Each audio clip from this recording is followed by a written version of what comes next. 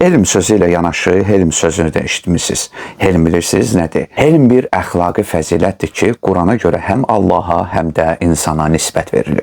İnsan üçün helm dedikdə onun başqaları ilə rəftarda, habelə xoşagəlməz hadisələr zamanı göstərdiyi dözümlük, kontrolu itirməmə, özünü ələ almaq deməkdir. Allah üçün isə halim dedikdə günahkarları dərhal cəzalandırmaması mənasındadır. Yəni Allah dərhal cəzalandıra biləcəyi halda bunu müəyyən hikmət üzündən təxirə salır.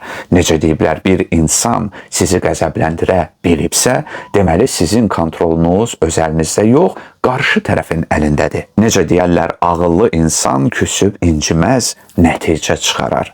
Məqsədim bu deyildi. İmam Sadiqdən nəql olunan kəlamda deyilir ki, 5 şey var ki, helm tələb edir. Bir şəxs izzətli ikən xar və zəlil olduqda. 2. Doğru olduğu halda ittiham edilib yalancı sayıldıqda. 3. Haqqa dəvət etdiyi halda lağa qoyulub ciddiyə alınmadıqda. 4. Günahsız olduğu halda ona əziyyət edildikdə.